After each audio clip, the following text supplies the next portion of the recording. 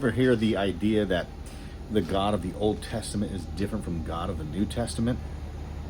I don't see any difference. People that read the Bible know this. There is no difference. The apostle says in the New Testament, knowing the terror of the Lord, we persuade men. Also, if you just look back at the destruction of the temple in 70 AD, it's exactly prophesied by Matthew in Matthew 24, Mark 13 and Luke 21 about the coming destruction and judgment on those that rejected the Messiah. It's also predicted in Thessalonians, in the book of Acts. I can go on and on, the book of Revelation. And God did that, and it's the same God.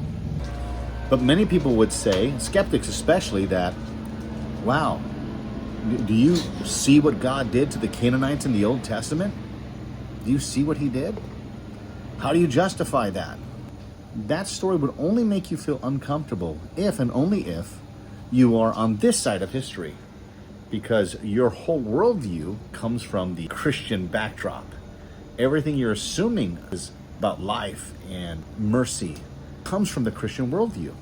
If I showed a communist that story about Israel crushing his enemies because God told them so, they'll be like, our God would say the same thing.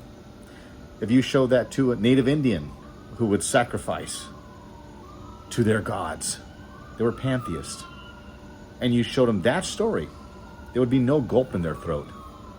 They would not even sweat it. They'd be like, yeah, our God could say something like that too, because we would slaughter our enemies exactly the same way. You could say that to anybody in history that doesn't have the Christian backdrop in mind. You can even show the Romans this, and they would say, yeah, our gods would say something vicious like that too. Okay. But only from this side of history does it make you uncomfortable that God would make such a vicious judgment against an unbelieving nation. A pagan nation, a wicked nation who sacrificed their kids and threw them into the fire as a sacrifice.